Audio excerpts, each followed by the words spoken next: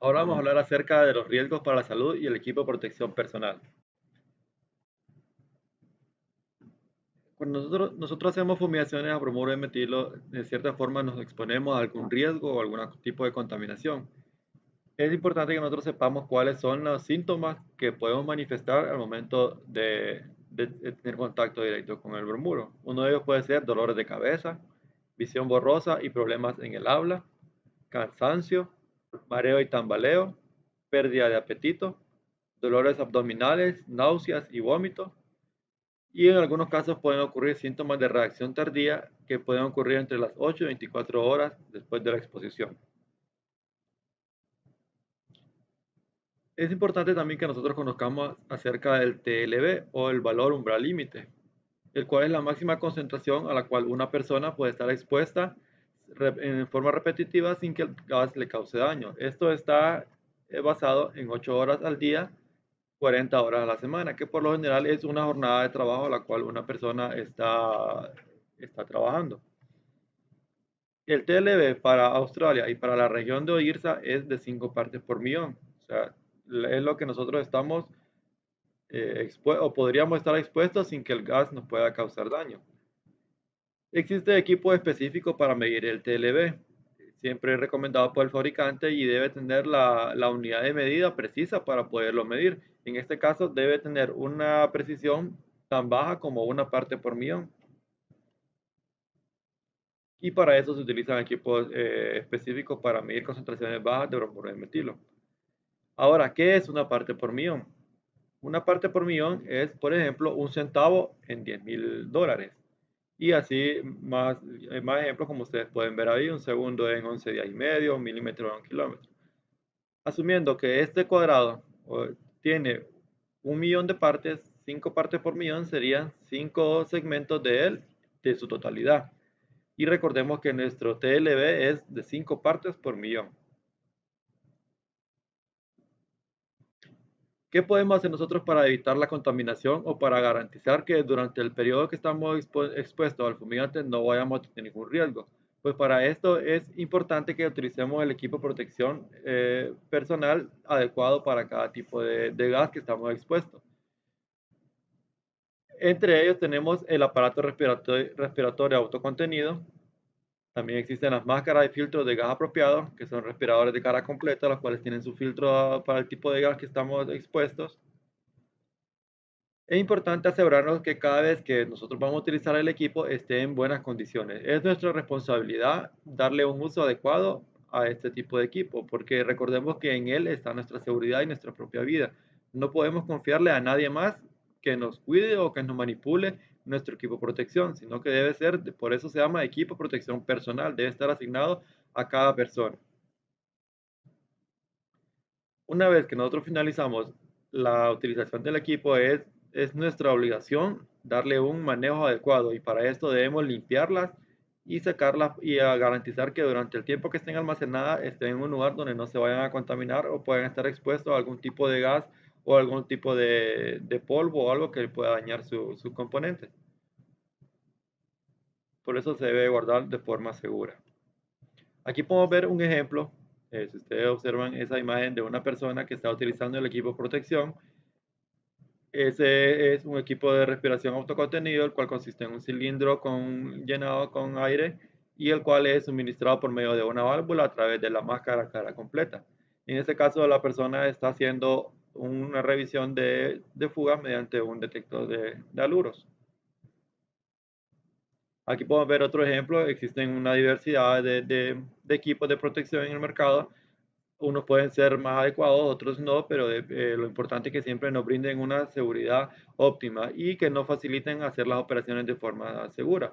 En este caso podemos observar ahí un equipo de protección, el cual de repente puede ser seguro, pero no es nada práctico, ya que la persona lo obliga a estar sosteniendo un cilindro y esto le quita movilidad o la agilidad para poder realizar otras actividades de forma simultánea sin tener que utilizar las dos manos. Aquí podemos ver otro ejemplo. Lo que miramos anteriormente eran equipos de respiración autocontenido. Estos son equipos de respiración máscara completa, el cual consta en este caso, en este ejemplo, tiene un filtro para partículas, tiene el filtro de carbón activo y tiene un implemento que sirve para sujetar los filtros a la máscara. En este otro ejemplo podemos observar algunas debilidades o algo que nosotros debemos procurar que no ocurra con nuestro equipo. Si ustedes observan, el vidrio de esta máscara está completamente rayado, lo cual le impide o le quita visibilidad al momento de hacer una actividad. Entonces, de repente, si nosotros estamos haciendo una aplicación y tenemos el equipo de protección, la máscara está rayada, se puede convertir en un riesgo para nosotros mismos porque nos podemos tropezar al no ver bien el espacio en el que estamos caminando o realizando la actividad. Otro factor importante que podemos observar ahí es si ustedes observan donde van conectados los filtros, hay una partícula que se mira como un grano de arena o desperdicio de algún grano que está atascado en la parte donde van los filtros. Entonces, estos sitios o estas máscaras deben estar protegidos de forma que garantice que durante el tiempo que lo vamos a utilizar nos brinde la protección adecuada y poder efectuar la actividad o las fumigaciones de forma segura sin correr ningún riesgo. Cuando utilizamos este tipo de máscaras es necesario que usemos los filtros adecuados. Existen diferentes tipos de filtros en el mercado y cada filtro es de acuerdo a diferentes tipos de gases. Debemos asegurarnos que el gas que estemos utilizando, en el caso de fumigaciones con bromuro de metilo, el filtro debe ser para este tipo de gas. No podemos utilizar un filtro que sea específico para otro tipo de químicos, sino que debemos exigir o garantizar que estos filtros sean los adecuados para este tipo de contaminación a la cual va a estar expuesta. Para el caso recomiendan filtros AX para bromuro de metilo. Puede usarse uno al día, o sea, una jornada de trabajo de 8 horas. Recordemos que una vez que sacamos el filtro de su empaque original, este se va contaminando no únicamente de bromuro, sino que de otro tipo de partículas que andan suspendidas en el ambiente y que de cierta forma pueden interferir en la calidad del filtro. Es importante revisar también las fechas de vencimiento, asegurarnos de que no estamos utilizando un filtro que ya se ha pasado su periodo de vida útil. Utilizarlo de acuerdo a las normas del fabricante. Por lo general, los filtros vienen específicos para cada tipo de máscara. Es importante que estos se adapten de forma correcta y no utilizar filtros que nos toca hacer algún tipo de adaptación para que puedan ser adheridos uno con otro. Es importante siempre evitar las altas concentraciones. El hecho de que nosotros andemos con equipo de respiración, en este caso máscaras con filtros, debemos garantizar o procurar no exponernos a concentraciones demasiado altas, ya que esto, la forma como funciona, más adelante lo vamos a ver, es por medio de un filtro de partículas de carbono, lo cual hace es retener el bromuro, pero si nosotros nos exponemos a concentraciones demasiado altas, lo que vamos a hacer es reducir la vida útil y de repente en cierta forma nosotros no nos vamos a dar cuenta y vamos a estar respirando bromuro de forma inconsciente.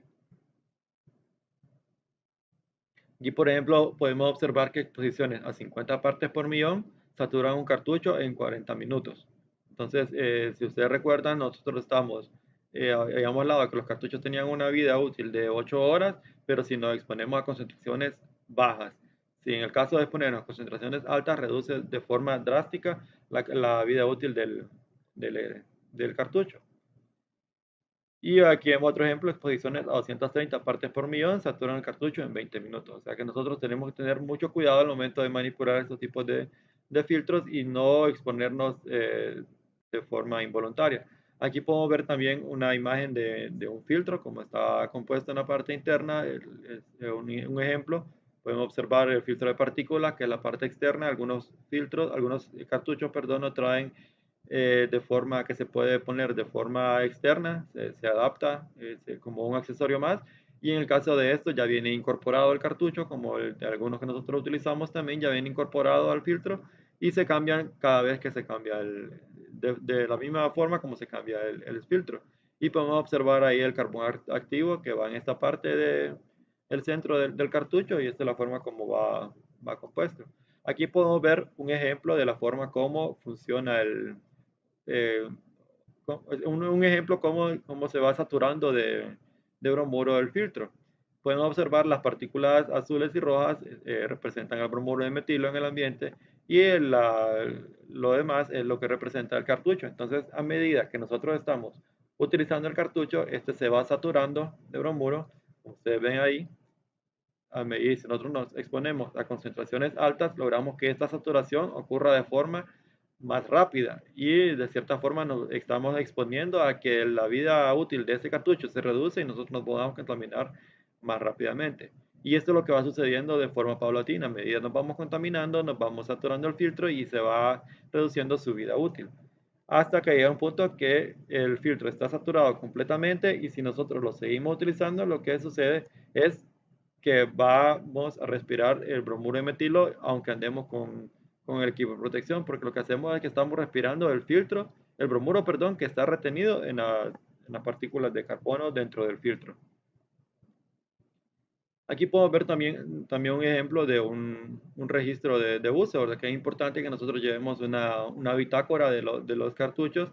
En el caso que nosotros utilicemos en el mismo día, utilicemos en varios momentos, siempre es importante llevar una bitácora del tiempo que nosotros le dimos. Por ejemplo, aquí sale un ejemplo, duración de uso 10 minutos y el uso que tiene restante son 40 minutos. En este caso, un filtro para 40 minutos. Y cada vez que vamos utilizando, vamos colocando la cantidad de minutos que lo utilizamos y le vamos restando hasta que llegue a un momento que ya tiene 0 minutos de uso de vida útil. Entonces, en este momento es importante o necesario que nosotros desechemos el cartucho.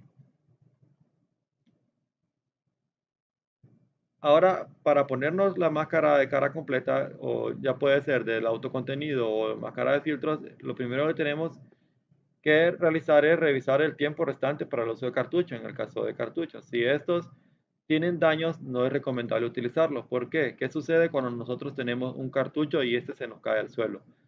Recordemos que el bromuro se va filtrando de la parte externa hacia la parte interna, pero si nosotros dejamos caer el cartucho o le damos algún golpe, lo que provocamos es que se muevan las partículas de carbono dentro del filtro y estas van a provocar que el bromuro se haya movido a otra posición. Entonces es importante garantizar que aparte que no exponernos a concentraciones demasiado altas, no ocasionar ningún daño. Si nosotros vamos a utilizar un cartucho y este está dañado, es mejor no utilizarlo y reemplazarlo por uno nuevo. Extienda las correas completamente antes de colocar la máscara. Esto es para garantizar la vida útil. Recordemos que los ajustes son de hule y si nosotros nos ponemos una máscara sin liberar los ajustes, lo que vamos a provocar es que se vayan dañando y va a llegar un punto que se van a reventar de tanto hacer esa actividad y vamos a destruir la máscara por un mal uso. La correa se ajustan para asegurar la máscara a la cara de la siguiente forma. Primero la parte inferior, nos ajustamos las hebillas de la parte inferior.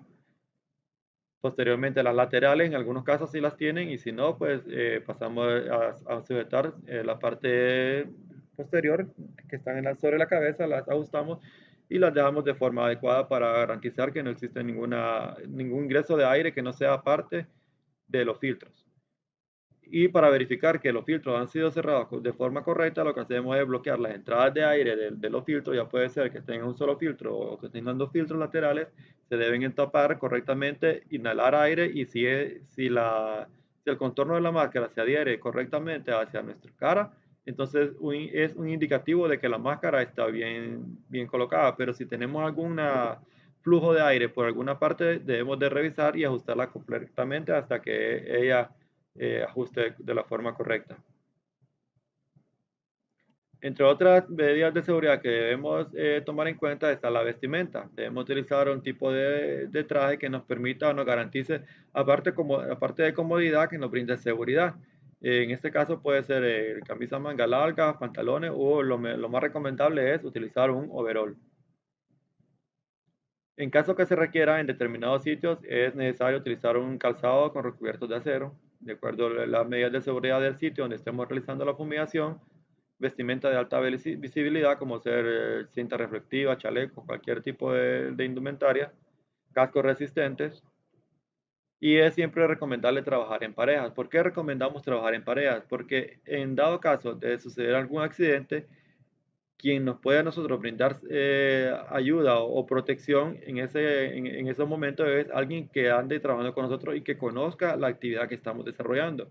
porque si nosotros estamos en un área de riesgo, nos sucede un accidente y otra persona ingresa sin su equipo de protección, entonces esta persona corre el riesgo de también sufrir el mismo accidente. Entonces por eso se recomienda que se trabaje en parejas.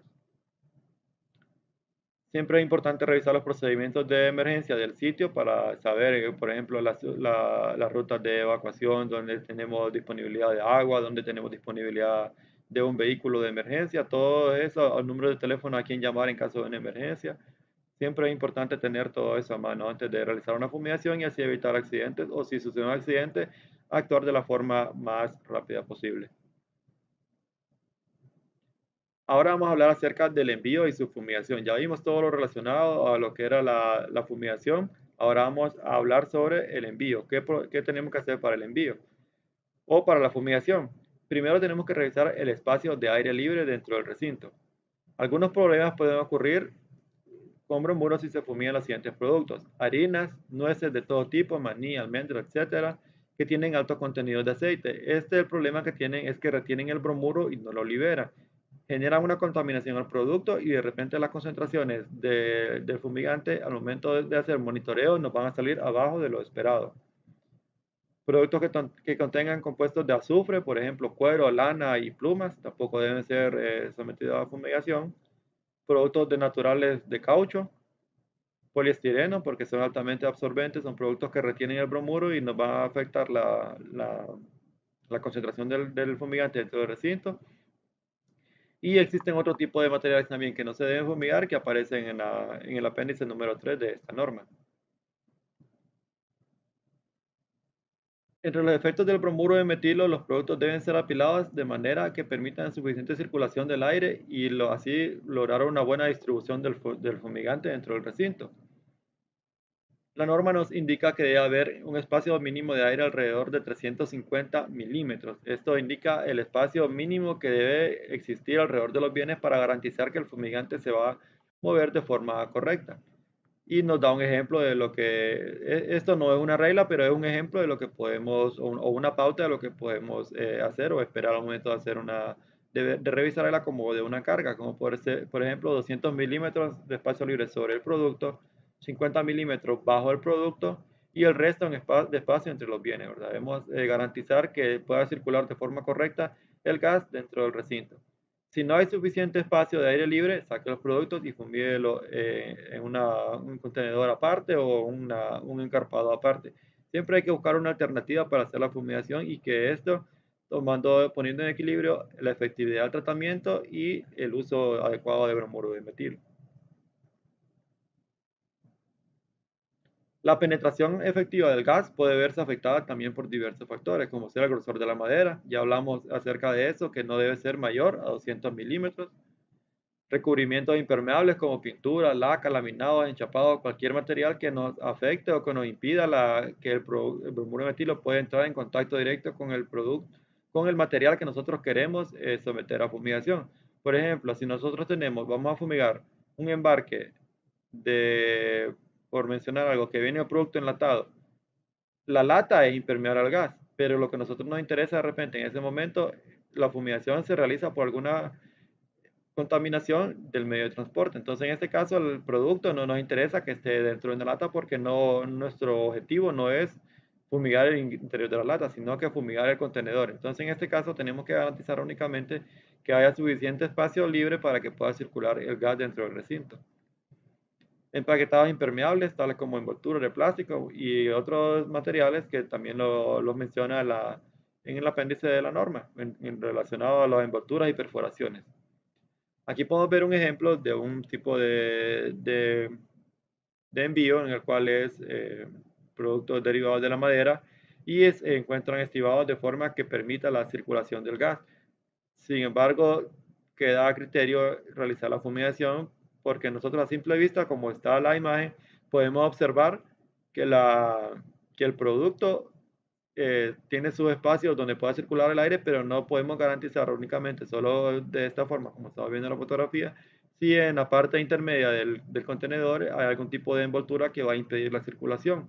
En este caso, que el contenedor está casi en su totalidad, entonces se vuelve obligatorio hacer la fumigación en un encarpado, ya que de esta forma nosotros podemos colocar de forma correcta los ventiladores y de alguna forma poder acondicionar las mangueras de monitoreo para poder hacer los, los registros o medir las concentraciones cuando así se estime conveniente.